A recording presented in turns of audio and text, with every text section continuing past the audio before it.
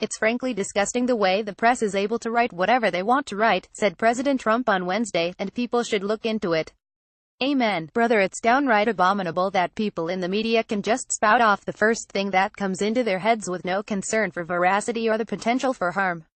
What do they think this is, a personal Twitter account?" The president also is repulsed by those jerks in the National Football League who have different opinions than he does about certain issues, and who show it by not standing up for the national anthem the way they have been required to do since way back in 2009.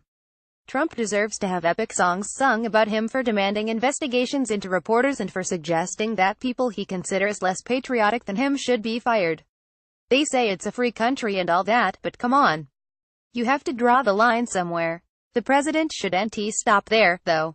Many other things are not just frankly disgusting, but honestly nauseating, and Trump should use his bully pulpit to draw more attention to them, too. And not just women's suffrage or this business about the right to a fair trial, either.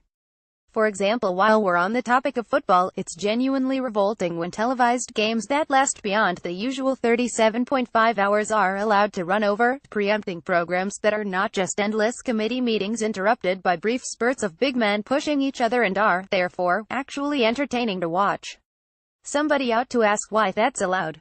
In all sincerity, it's totally putrescent when you let someone merge into traffic ahead of you and they don't give you the thank you wave.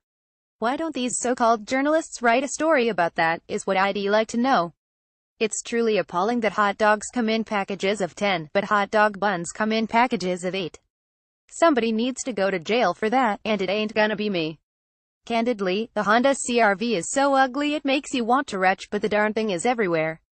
Who's going to fix that? You. Truthfully, when I see someone wearing brown shoes with a blue suit, I throw up so hard and so long the muscles around my stomach start to cramp, and I can't breathe, and I stomp my foot on the floor for no discernible reason. It just kind of happens.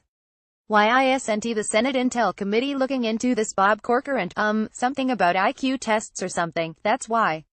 Yeah, barely. People have started using to include in place of including as in. Applicants should have working knowledge of computer operating systems, to include Windows and Linux, as if we were living in some kind of hippie commune where you could just swap infinitives and participles willy-nilly anytime you wished.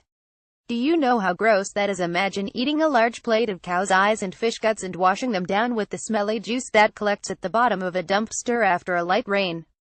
That's how gross it is.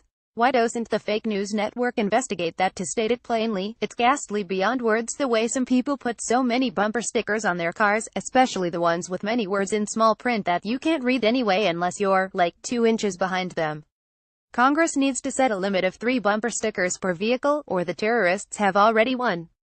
Honestly, what is up with can openers these days? Half the time they hardly even work, leaving these big uncut spaces at odd intervals so you can't get the stuff out of the can, so you stick a spoon under the top to pry it open some, but that just bends the can into odd shapes, which is the greatest crime against humanity ever, believe me. Whoever let that happen should be stood up against a wall and shot.